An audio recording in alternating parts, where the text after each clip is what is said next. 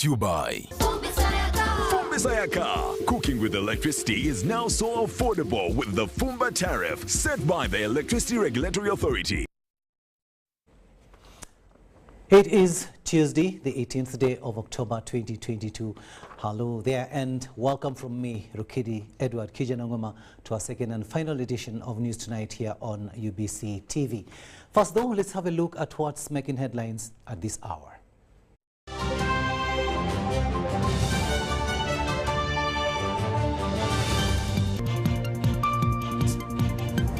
Police at Parliament arrests 5 coffee nursery bed operators. Ministry of Health says schools in Mubende cannot close due to Ebola outbreak. Conference engaging the infected and experts on HIV status to be held in Kampala. And in sports, government to support Indeje University to host the 12th edition of East African University Games.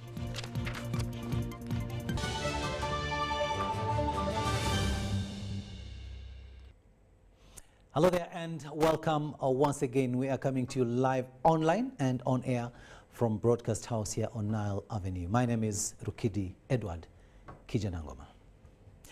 Now, President Yoweri Museveni has said people get prosperity through selling goods and services.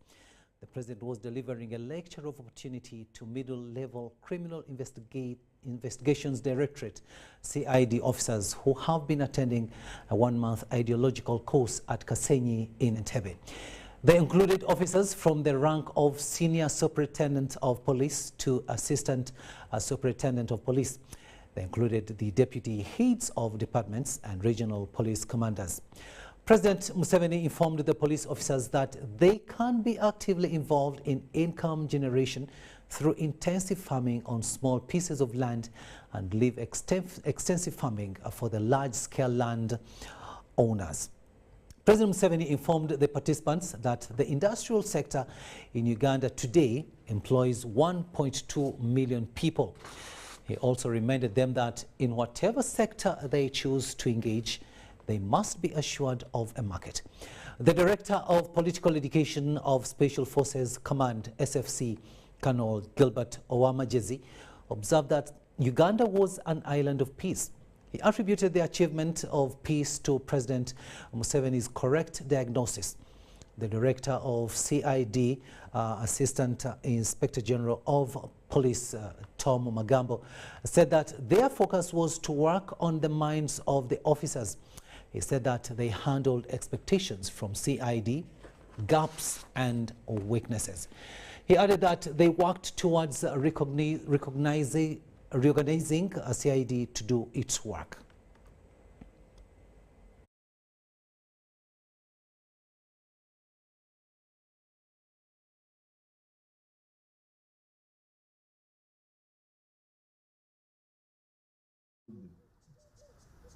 Through education, who are part of the struggle, whoever supported it. And the ones who are taking the line of mind your own small business, don't care about the country. I don't think they have done any better than we, whom they thought were stupid, to spend so much time on the problems of the country. And our line was, you cannot be all right if the country is not all right. And that's how we got this diaspora. When you hear there's a diaspora, people are living in Canada, they are living in America. How did they go there? They went there because there were problems here. But for us, an island of peace on the African continent and on the right track for socio-economic transformation. And this was... We have 50 gazetted officers, mainly comprised of deputy heads of departments, deputy regional CIDs, some regional CIDs.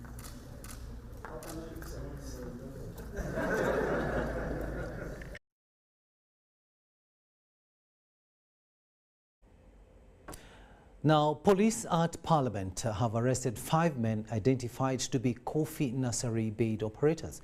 The arrested suspects were peacefully demonstrating against government's delay to pay them after they were contracted to supply coffee seedlings in Gomba district. Meanwhile, the opposition at Parliament have reacted at President Yoweri Museveni's comments on the Vinci coffee deal.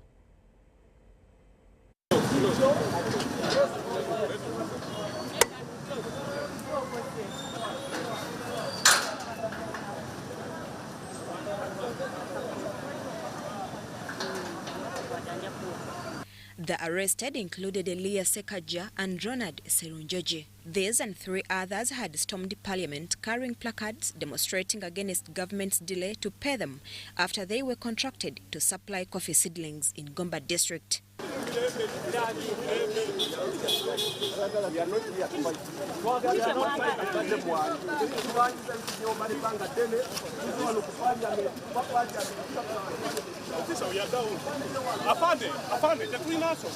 Sekaja and colleagues, under their umbrella body, Nursery Bed Operators Gomba, claim to demand more than $1 billion Uganda shillings. Honorable Speaker, batuyambe ne President Museveni twasapurayinga emwanyi zaffe mu mwaka gwa 2018 ekitongole kya UCDA kiganye tusasule emwanyi sente zaffe netwasapurayinga tubanja biliyoni. Meanwhile, the opposition at Parliament have voted to reverse the Vinci coffee deal, although President Museveni says that he will make sure the coffee deal goes through. We are not opposed to value addition. We should be very clear on that one. We are not opposed to value addition. We are opposed to who is doing it and how is doing it. Is he following the law or not? Opposition members of Parliament, led by Metiana South MP Richard Irumo, say that they will hold against President's words on the Vinci coffee deal, which they say will give Enrica Pinetti monopoly over Uganda coffee. They want Parliament resolution to halt the coffee agreement respected. But we are also here very determined to battle anybody who wants to deal with coffee and without following the law. The Constitution of Uganda is very clear. You cannot establish a monopoly here. For the Ministry of Finance to bring the Treasury Memorandum to see those resolutions, we want to understand. We do not want anyone to change what Parliament has decided. We already have information that they want to say, oh, the Parliament said there should be a review of the deal. No, we said cancellation of that deal. Shamim Naiga and Gloria Gutabenji, Parliament. Now to matters pertaining to Ebola virus disease. And the Ministry of Health says they will not close schools in Mubende district due to Ebola outbreak. Minister for Health, Dr. Jane Ruth Acheng, was leading members of the Strategic Committee of the Ministry of Health and Development partners who included UNICEF, the UN World Health Organization and Centers for Disease Control to Mubende and Kasanda districts to assess the Ebola response. Take a watch. To add my voice on. The districts of Mubende and Kasanda are under lockdown announced by the President Yoweri Kaguta Museveni to contain the Ebola virus. Minister for Health, Dr. Jane Ruth Acheng, led members of the Strategic Committee of the Ministry of Health and Development partners like UNICEF, World Health Organization and Center for Disease Control to Mubende and Kasanda districts to assess the Ebola response efforts. Because these leaders of yours here, RDC and the entire team, have been teaching you about Ebola. And you know about Ebola. But you have challenges. So we are going to listen to you. And then everyone will stand up and respond to your questions. Even the partners.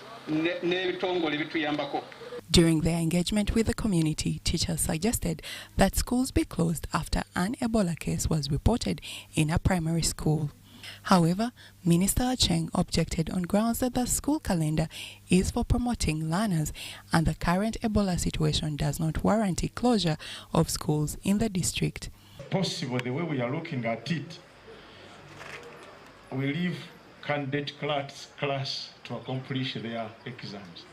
If the president can allow these other classes to little bit go home so that we manage this challenge without a lot of challenges. Because when parents hear that in a certain school there was a child who is proposed, maybe the allegation is that that child had Ebola, it's more or less you find that parents are no longer sending their children to that particular school. So if you ask for drastic measures, and then next year, where will you be? Again, you will have 3 classes to handle.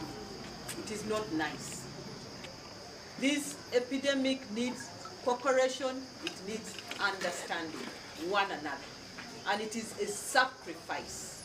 It is a sacrifice. When you are making a sacrifice, you forego all the good things and the comfort. And you say for a short time, and then we can go back.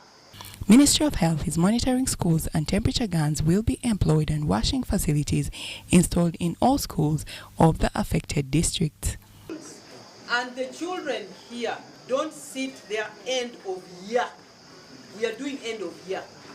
Then they will not be promoted and they will be left behind. Other parts of the country are moving forward. That is why we are working with partners, supporters.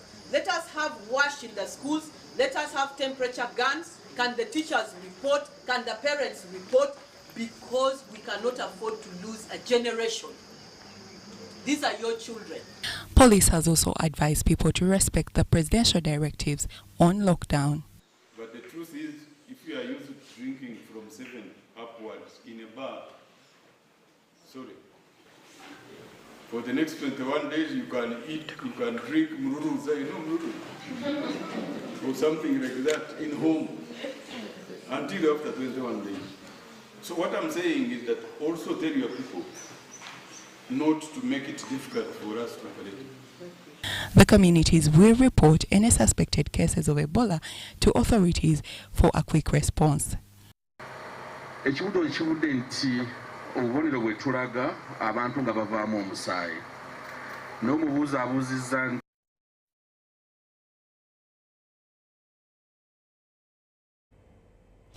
To Kabarole district now, where a Fort Portal Referral Hospital isolation ward is currently free without any Ebola patient after discharging the 5 who are from Mubende Hospital. The hospital is monitoring one suspected case of a 56-year-old who was admitted. Health workers at Fort Portal Referral Hospital are now in a relaxed mood after all the Ebola patients were transferred to Entebbe Hospital, where they were later discharged from. We got an instruction from the ministry that they should be transported to Entebbe. So they were transported to Entebbe, and they were finally discharged. The 5 who were here were finally discharged from Entebbe after being in Entebbe for like 2 days. So, Referral Hospital Administrator Michael Odua says, after a month of treating Ebola patients from Mubende Referral Hospital, the Ebola treatment unit is finally full. As I speak, we don't have any confirmed case in the hospital. Our Ebola management unit is yet empty. We don't have any case there. However, in the isolation unit, we have one suspected case. It is a man of 56 years who reported yesterday. However, Ebola prevention measures continue in hospitals, schools and other public places until the Ministry of Health declares an Ebola-free situation. They need to take care of themselves. Ebola is still with us. We don't encourage crowding in the hospital. We only want the patients in the ward to have one attendant if they must be there at all. But we don't encourage so many people to visit the hospital. In Fort Portal City, Ebola task forces continue with mass sensitization and demonstration of proper hand washing among members of the public to avoid Ebola various disease infection. The hands of a healthcare worker are supposed to be healing hands. But when they are not properly washed. When they are not clean, they carry germs that instead of healing can transmit diseases. The situation is not any different in Bunyagabu district, according to the area RDC. When you go in all our sub-counties at sub-county level, everybody is now aware, more especially the members of the committee. Fort Portal Referral Hospital is now waiting for samples of one suspected case that was recently admitted. So I have to make sure yourself before you go in.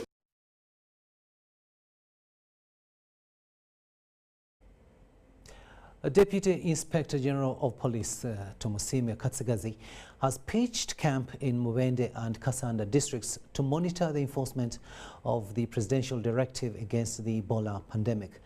Tomusime met with the Mubende District Task Force and the Security Committee to pave a way forward in the fight against the pandemic. The 2 days of enforcing the lockdown in the 2 districts have been successful, although with challenges that the police force is currently addressing. Them, you are not supposed to ride borders in these districts, full stop. Anybody who does that, his border will be impounded. We have released some of them on compassionate ground, but from now on, we are going to be very strict. We arrest and take them for trial in court. The security officers must behave. While carrying out this responsibility, they must work well with the population. They should not antagonize the population. They should not harass the population, but advise them. And where the people, some culprits, misbehave, they'll be arrested and taken formally to court without harassment.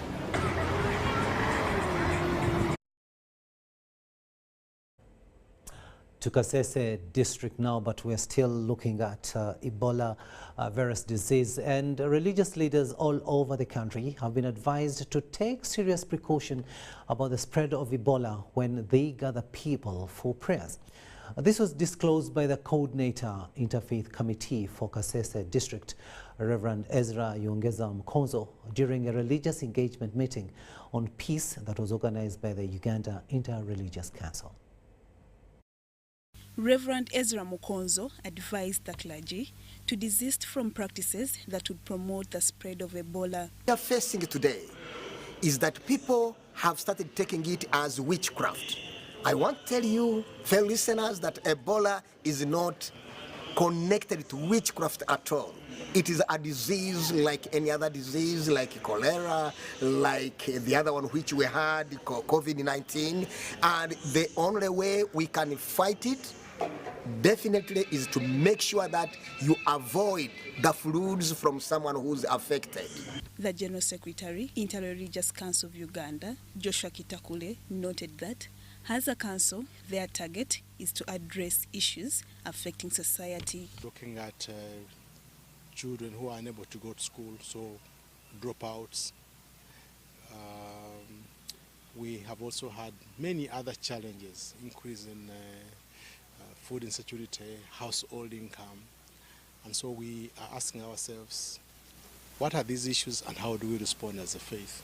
The retired Bishop of South Rwenzori Diocese, Reverend Nzibede Masereka, urged all religious institutions to cooperate on issues that bring peace. Is emphasizing for religions to work together in peace, for communities to work together in peace.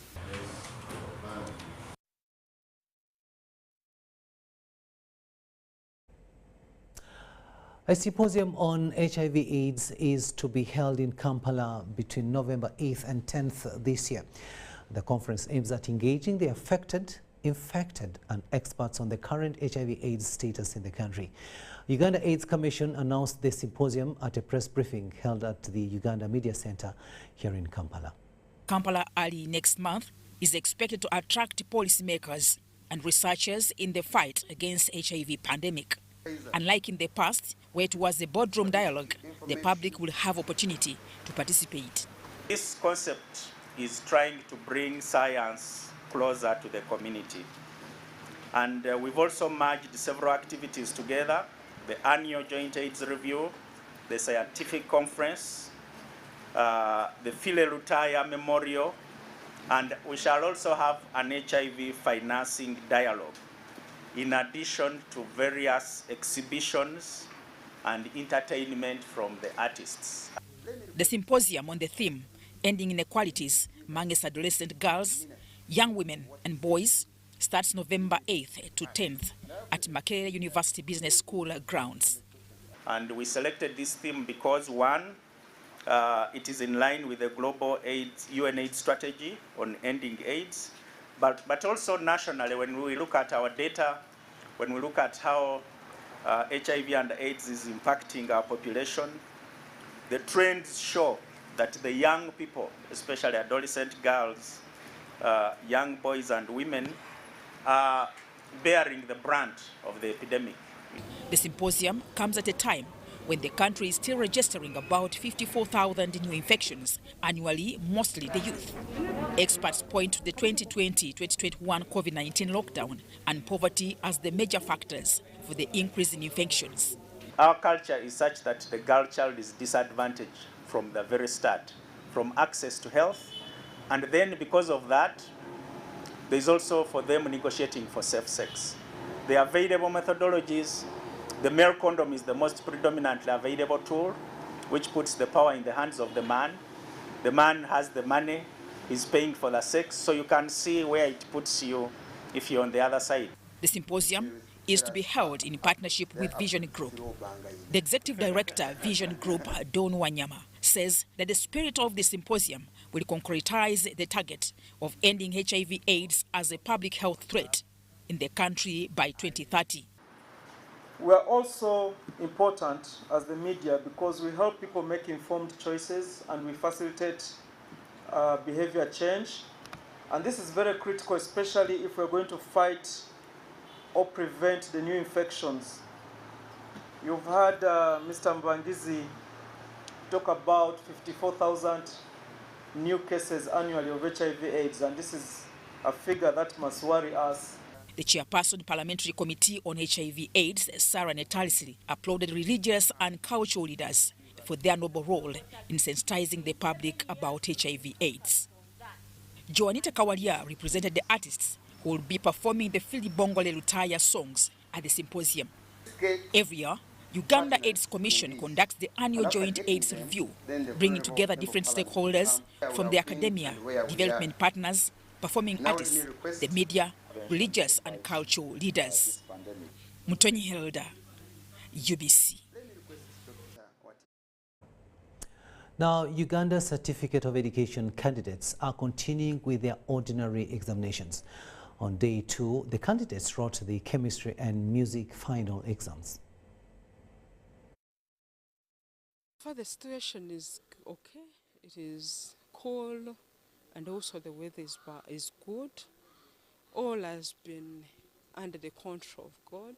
Senior 4 candidates have on day 2 of their Uganda Certificate of Education examinations written their chemistry and music exams. The heads of the schools visited affirmed that they have not faced any challenges. Of the UCE exams that began yesterday, we have not had any major challenges. Usually sometimes the first day has challenges because the indicators are new, and given the number of our students, sometimes they underestimate the numbers. So yes, we had a few hiccups yesterday, but we are blessed that the weather was good because many of our students are day scholars. Fees payment has been limping, and because of that, many of our learners have not paid school fees. It has been a problem because we also have problems with the loans and here and there, so it has not been easy. But the head teachers disclosed that regardless of COVID-19 stampede and other challenges, the validly registered students have turned up. They encourage students sitting and those that are yet to sit their exams to maintain discipline while doing exams. To students, wherever you are, please try to be disciplined. Try to be hardworking. try to ensure academic excellence. We are glad that parents have been in contact with us. We have tried to engage them, and of course they are there, those who have managed to sit with some balances, but we have agreed with the parents that they will clear the balances with time. Students we talked to at Amuka Classic School and Kolo SS believe that they are going to pass and make their schools proud. The papers have really been so good, all the way from mathematics, and when you talk about the first paper we had, it was really so thrilling and like so motivating that these papers are not going to be really bad. What we have done today has not been so hard like many of us were thinking. It has actually been fair. Our students that are inside here read very hard because these exams are good for people who have prepared themselves. Jane Nyiramcha, UBC News.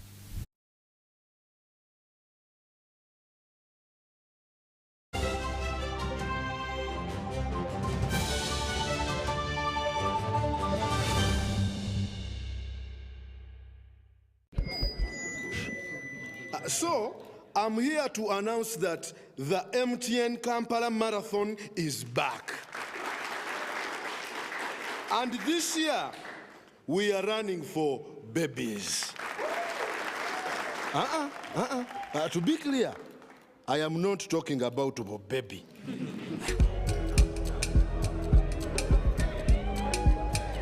No.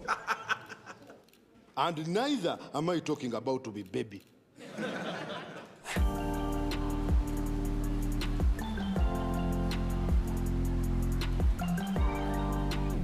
I am talking about these small dollars. Run for babies in the MTN Kampala Marathon on Sunday, 20th November 2022. Dial *165*77# or use the Momo app to register.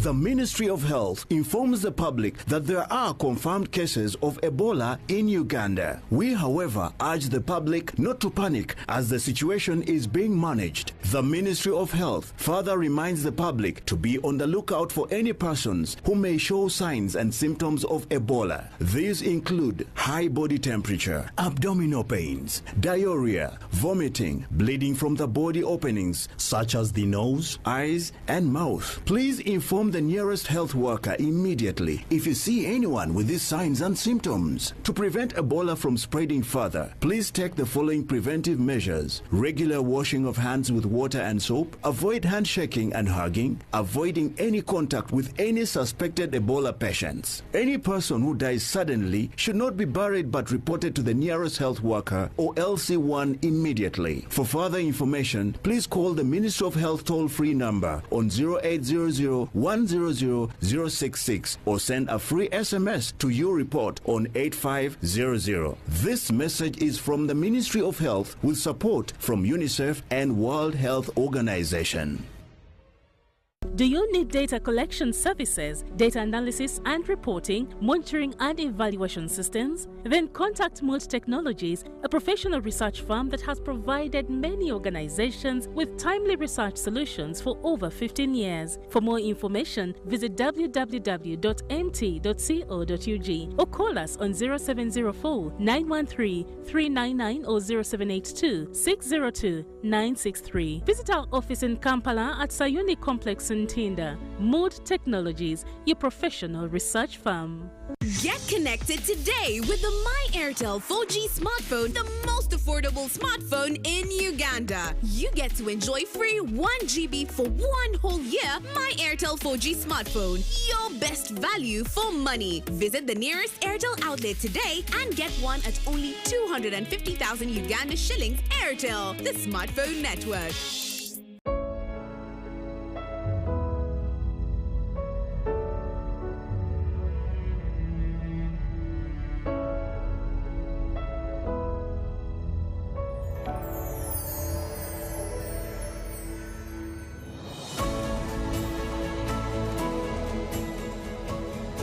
A good school doesn't tolerate violence against children. Because a good school equals a better life. Raising voices. Did you know that a cashless, secure, and convenient lifestyle is possible with Airtel Money Pay? Pay for your goods and services in the following simple steps. Dial *185*9#. Enter the merchant ID. Enter the amount. Enter payment reference, for example, school items. Please enter PIN to confirm. You will receive a confirmation message for a successful transaction. Airtel Money. Instant, secure, borderless. Did you know that washing your hands with soap and running water can save you and your family from 40% of preventable diseases in Uganda? Always wash your hands with soap and running water before feeding the baby, before preparing and serving food, after cleaning the baby's bottom, after visiting the toilet. Global Hand Washing Day National Celebration 2022 will be held in Wizibwera Grounds, Barara District on the 28th of October under the theme Unite for Universal Hand Hygiene. The Chief Guest will be Right Honorable Anita Annette Among, the Speaker of the Parliament of Uganda. This message is brought to you by the Ministry of Water and Environment with support from UNICEF, GIZ Sanitation for Millions, Water for People, IRC, and Engineers Without Borders East Africa.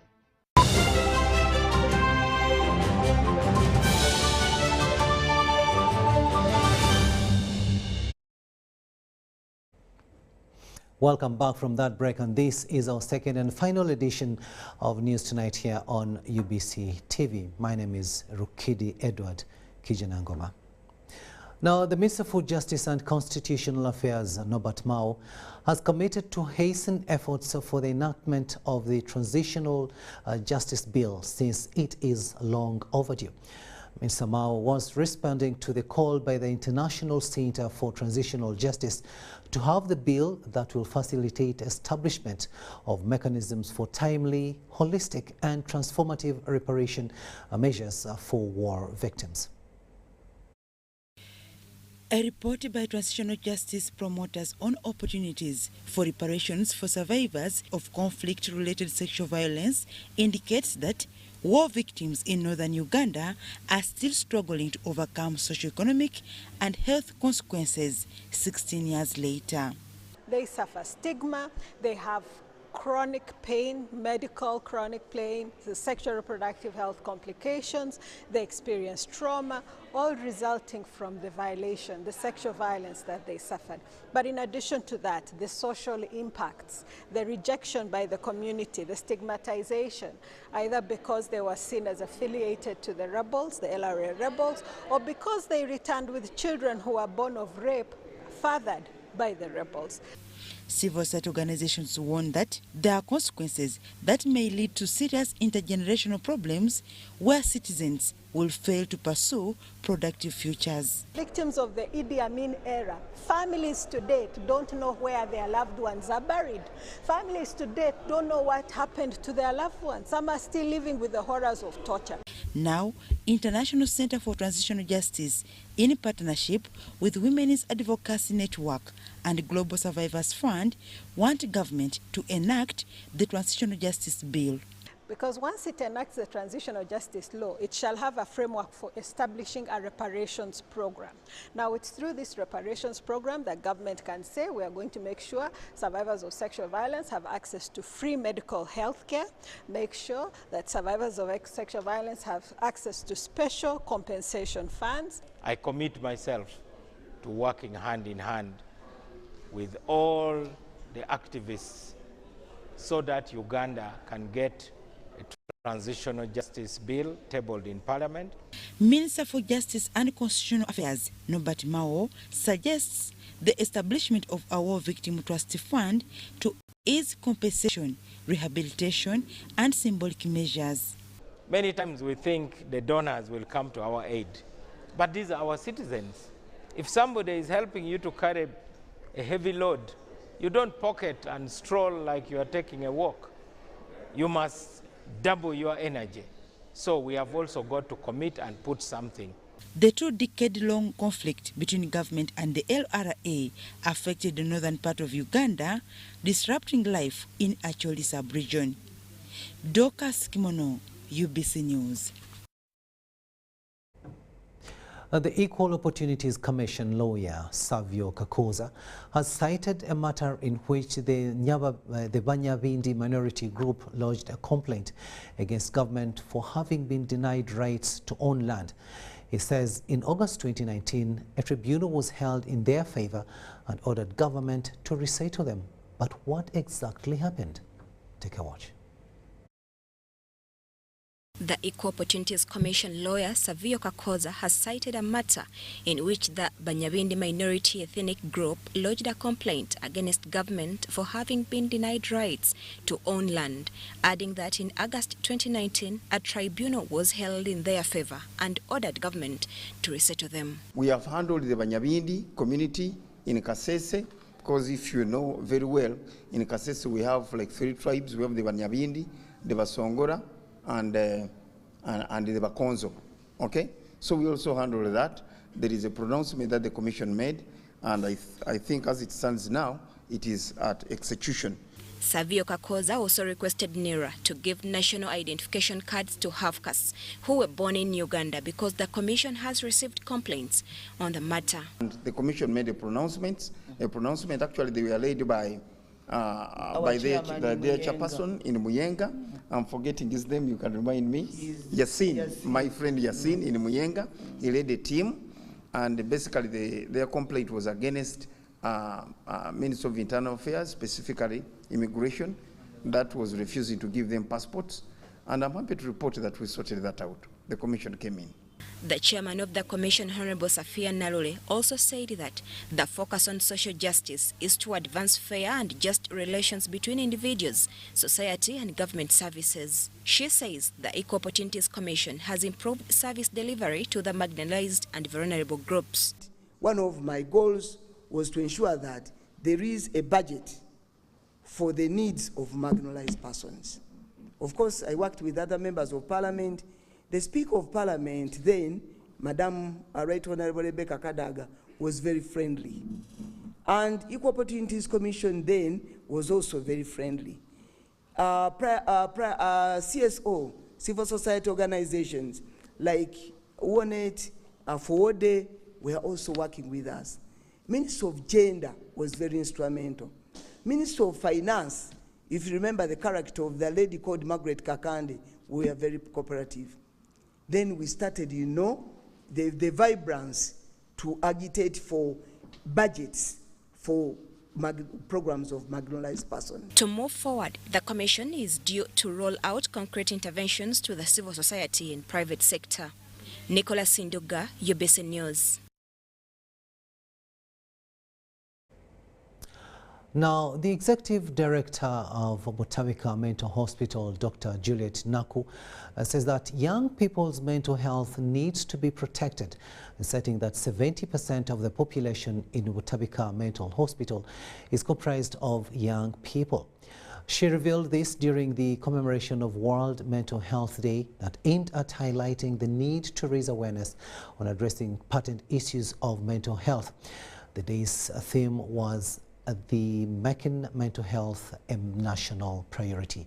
Zahra Abigaba reports.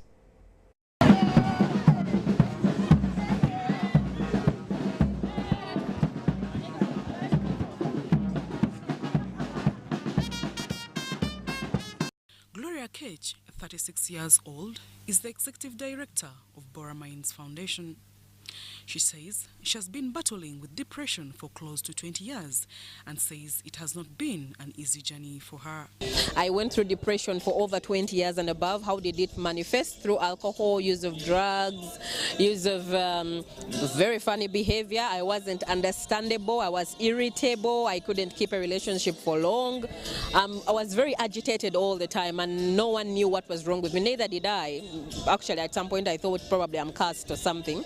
But little did I know that it was a medical condition, that if only it had been grabbed early, we would not have taken that long to get a solution for it. So I thank God that I sought help. Church found me because church made me understand that it is not a curse as I think, but there's something else that is wrong, that if I spoke to someone, probably they would diagnose it. I was diagnosed with depression that doctors went down, gave it a duration, a period of about 20 years and more, because I got it when I was a child. Uganda joined the rest of the world to commemorate the World Mental Health Day, which seeks to address some of the main challenges to mental health and limitations in access to support. Mental health experts in the country called upon the government to integrate mental health issues in schools and other sectors. That there is a problem with the mental health of our young people in this country. And I think Professor MCC has talked about many of those things. We have an epidemic of alcohol and drug abuse and other problems of mental health. Our hospital at Costa Rica has over 70% are young people. They are people who are supposed to be productive and taking this country forward. And if they're ending up in a mental institution, we have a problem. So I think we all need to work together to help this problem. Mainstreaming of mental health into work plans of relevant MDAs, that is ministries, departments, and government agencies. Most of these places do not have a mental health policy. What happens if someone breaks down? What is done when, to prevent, mental illness within the workplace or even within schools? We talk about the alcohol. There's a lot of drug abuse in institutions. So you get 100 members of parliament, 50 of them are depressed. To prove that, come to parliament at noon, you'll get more than 20 members of parliament talking to themselves, which is a sign of depression. Department of, a unit of mental health at the Ministry of Health to be turned into a department. Because the biggest problem affecting the world, and Uganda in particular now, they are mental health issues. Every person, every part of the country is depressed. True, the researchers quoted 14 million people being affected and infected with mental health. But I want to agree with Dr. Hafsa that there are more. People with psychosocial distress often come up against the lack of understanding of mental health at social level and also widespread stigma. Nearly 37 million adolescents aged 10 to 19 years live with mental disorder in Africa, and 1 in 4 children live with a parent with a mental health condition. Zahara Abigaba, UBC News. National Forestry Authority and Nature Uganda will plant 4,000 trees to restore Nachin Diva Central Forest Reserve in Kachiri, Wachuso district. Currently, Nachin Diva Central Forest Reserve, which is over 140 hectares, has a few tree species left due to deforestation. Just out of Kachiri town, Kansa at Sebi village, is Nachin Diva Central Forest Reserve. It has few tree species left. Kibira kino kyabeererangawo kyatwalinga tulina obutonde obulungi. Enkuba ng'etonnya mu kiseera we twagalidde nga tufunamu enku nga tujjamu obutiko ng'obwo. And then what happened was the boundaries were opened. Then with the time they got closed up, and the people took advantage of what? Of encroaching. Residents claim to have reported to authorities over the deforestation. Naddala abasinga obungi baalinga bapangisa mu kitundu omwo naye nga bo baagala okutunda amanda bajjanga mu kitundu muno ne batema emiti ne bayokya amanda, abalala ne batema emiti ne batwala okwokya amataffaali. Babadde bakifudde na kyatu kya busuubuzi ng'omuntu ajja muno mu kibira n'atema eroole n'eroole ez'enku ng'aguza abagenda okwokya amataffaali. Sawa mbudde bukedde sawa nga 3 okuyitaayita okumpi n'ekibira ng'olaba emipiira gy'emmotoka gyavuddeyo emmotoka oba zaatambulanga kiro. National Forest Authority and Nature Uganda have launched a campaign to plant over 4,000 trees to restore Nachin Diva Central Forest Reserve. Kachiri Town Council Deputy Mayor Nanteza Hadija launched the campaign. Abantu abasinga eyo enkuba ogiraba mwana wange efudde mba mpitirivu naye eriyo abakaaba teri yadde ettondo ly'enkuba. Kitegeeza obutonde abantu babwonoonye kwe kuvudde embeera eno. Omusana ne gutwokya ate enkuba bw'etonnye nnyo ne gafuuka amataba. The range manager Lake Shores, Dennis Sebugwao, advised the public to respect the environment. Omulimu gw'okukuma ebibira guno gwa gavumenti kuba ebibira bya gavumenti erina bukuuma ku lw'abantu naye olumu okusoomooza kuba kungi. Twetaagayo bannaffe abasobola ate nga balina omukwano ku butonde okutuyambako. Okuggulawo ekibira n'oluwenda kiba kikulu nnyo mufe abalabirira ebibira kubanga kitaasa entalo zonna zonna ezibadde zikola ki ziri mu kibira. The Executive Director Nature Uganda Achilles Byaruhanga says the limited resources towards the environment sector and the laws which are not implemented have caused the environmental degradation. We have lost wetlands in this country from 15% to about 8%. At this rate, if you continue losing nature at this rate, continue losing forestry at this rate, in the next 20 or 30 years, our children are going to be studying forestry in history books. For us as civil society organizations, we try to do our part to support implementation of government policy.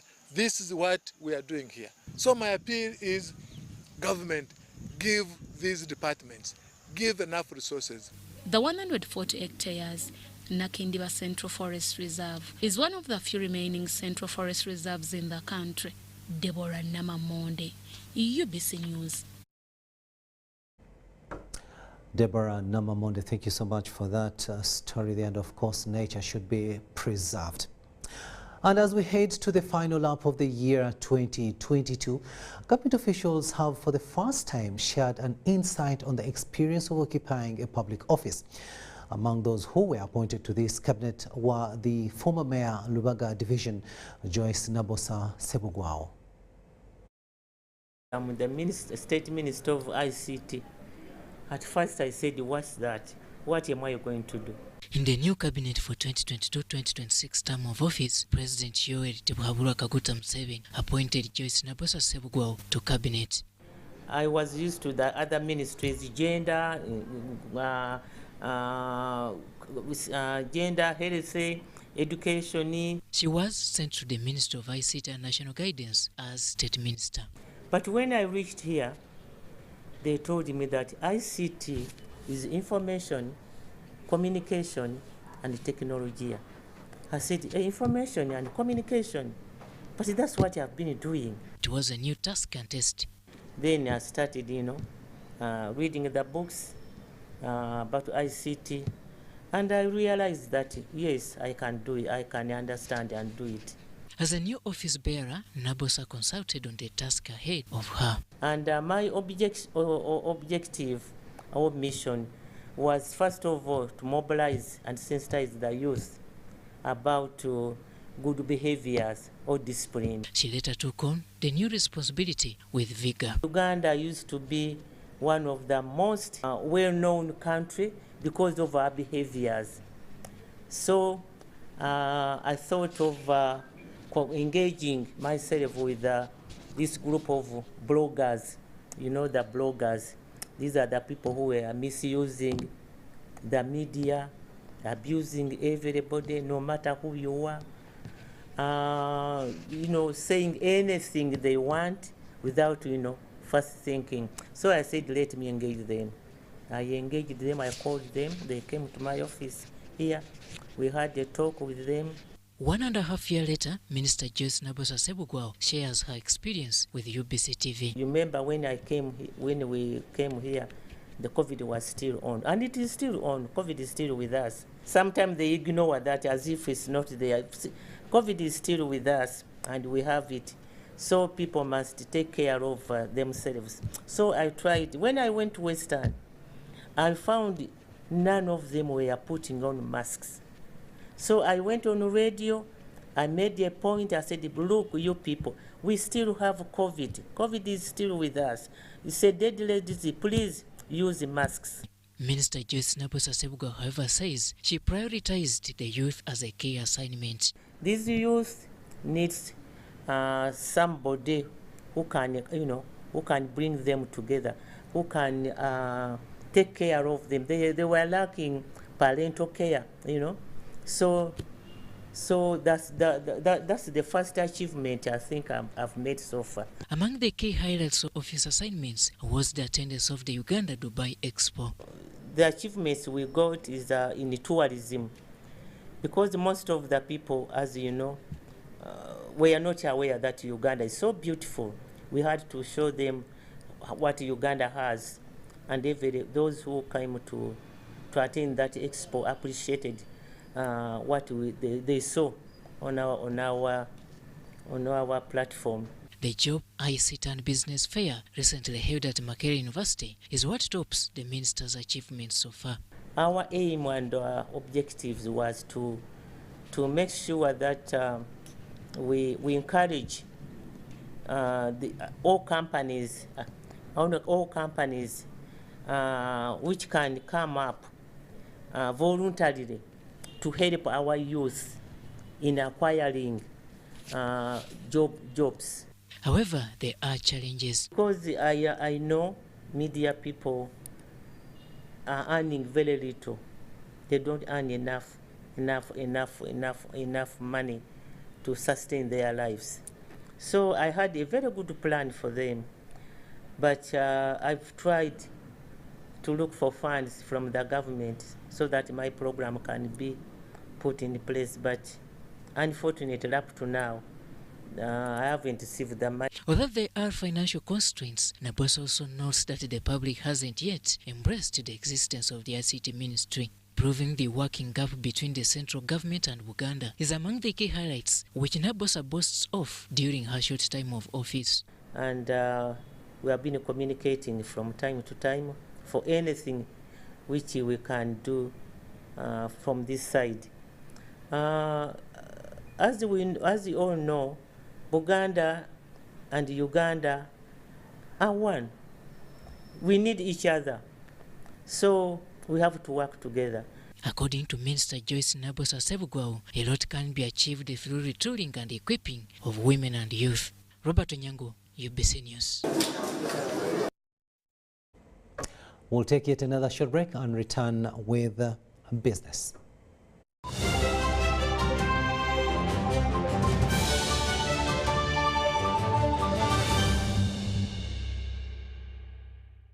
MTN joins the people of Keralur to celebrate the 12th coronation anniversary of the King of Keralur, His Royal Majesty Ubim Philip Raoni III in October. At MTN, we believe that we only succeed if the communities in which we operate succeed. And so, we're happy to join the people and well-wishers of the people of Keralur in promoting social cultural programs of the UBIM. Walego Mugisa ni UBIMu ku Keralur. Do you need data collection services, data analysis and reporting, monitoring and evaluation systems? Then contact Mold Technologies, a professional research firm that has provided many organizations with timely research solutions for over 15 years. For more information, visit www.mt.co.ug or call us on 0704 913 399 or 0782 602 963. Visit our office in Kampala at Sayuni Complex in Tinda. Mood Technologies, your professional research firm.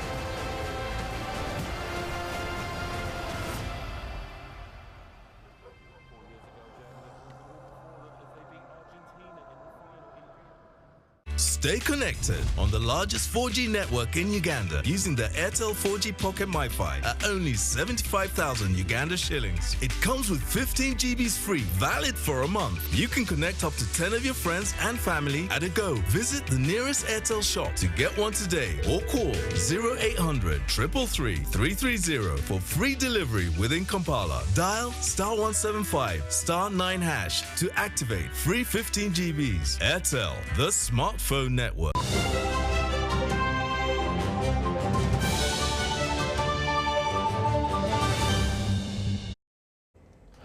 Welcome back from that break, and let's have a look now at the latest in business. A 1 trillion shilling regional export facility has been launched by Uganda Bankers Association. The facility is expected to catalyze economic recovery and bridge financing gaps in the manufacturing, tourism and agribusiness sectors. And I request that the picture moment is also captured. The regional export facility is a framework through which financial sectors are to support Ugandan exporters in improving on cross-border export risks. The regional market has its own challenges. I mean, Congo has security problems. But that doesn't mean we fold our hands, because there's a huge market. I think Stephen was telling me, eggs, water, yeah, in Congo. Things that we have plenty here, sometimes we just look at. They import them from Belgium. It is the finance piece missing. If we fix the finance today, we will want to be sure that there is transport, there's security, there are markets. We even have agreed on a payment framework, because some of our members have presence in Congo. So payment will be very smooth. The market for Ugandan food is in the ceiling. Everything goes there. What has been the missing link? Financing. Vietnam is calling us. Last week we hosted the Pakistani High Commissioner to Uganda. They've been importing tea from Uganda that is coming through Mombasa, where we have a facility that does auction. So there's such a demand. However, economic pundits agree that the growth of the three carefully selected sectors will spur increased profits in the banking sector, improve income for the laborers, and mobilize higher taxes for government. What it seeks to address, from my point of view, is three things: execution risk, counterparty risk, and credit risk. Execution risk, that if the bank provides the facility to you, that you will actually be able to go ahead and produce those goods or actually deliver them. Counterparty risk, that the counterparty with whom, say, for example, you have an LC issued by a bank in DRC, will actually meet the obligation when it's due. And credit risk, that the money you borrow, you actually pay back. With this particular facility, we are coming to support with up to 4 billion in collateral enhancement per facility. And our definition at this point of an SME will be any that employs between 20 and 100 people, has a sales turnover of up to 5 billion, or an asset base of up to 5 billion. So we can certainly support entities that need lower financing, but we thought that for this facility, we needed to come out with a sizable ticket item, as I said, game-changing, to match indeed these very attractive rates, 1% per month, 0.5% per month. The facility is expected to generate and grow export volume to the regional markets such as South Sudan, DRC, Rwanda, Kenya and Tanzania. Lydia Chomkama, Juma Samba, UBC News. The National Steering Committee member of Electronic Waste from the Ministry of ICT, Gerald Kawere, and Youth Social Work Association have appealed to the youth to handle the electronic e-waste materials after using it instead of littering. Now, this was during celebrations to mark the International E-Waste Day, celebrated every 14th day of October. E-waste is a type of hazardous waste that causes harm to humans, animals and the environment and must be disposed of correctly.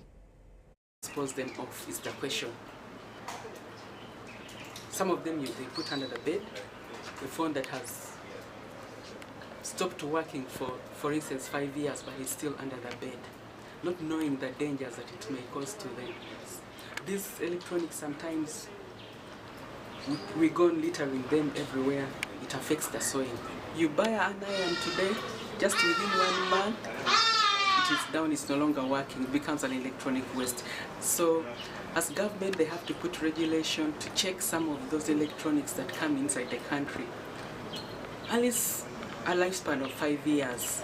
Generator, high prices of fuel, and the noise and fumes and everything involved. This is how small, those small steps that one can do even for you as a ministry. I mean, we are learning from one another.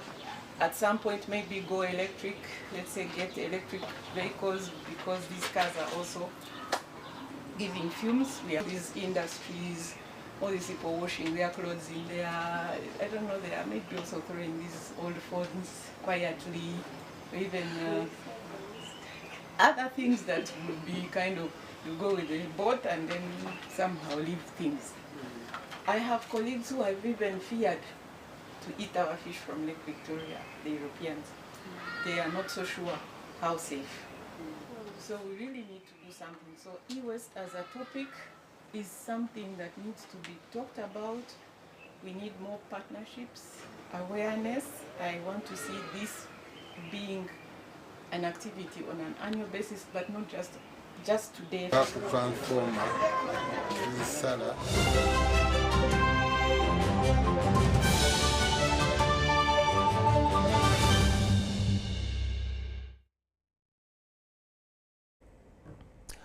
Sports news now, and FUFA President Engineer Moses Magogo has flagged off the Sand Cranes, Uganda's national beach soccer team, to Mozambique, where they will participate in the 5th edition of the Beach Soccer Africa Cup of Nations.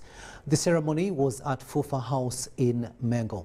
Head coach Angelo Shirinzi and captain Baker Lukoya will lead the Ugandan squad. The Beach Soccer AFCON tournament is slated for October 21st to the 28th at the Vland Klus Arena, Mozambique. 7 countries will feature after Nigeria dropping out. Uganda is in Group B with Senegal, Madagascar and Egypt. It's their support. We promise to do our level best so that we're going to qualify to the World Cup. We want support from all Ugandans. We are going to do our best. We are going to give in 100% to make sure that we perform at the highest level in the AFCON beach soccer in Mozambique 2022.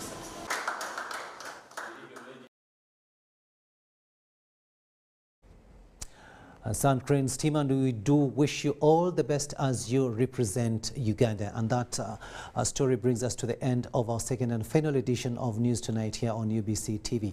Thank you so much for having kept us company. My name is Rukidi Kiijannangoma, wishing you a blessed night, and I'll catch you tomorrow.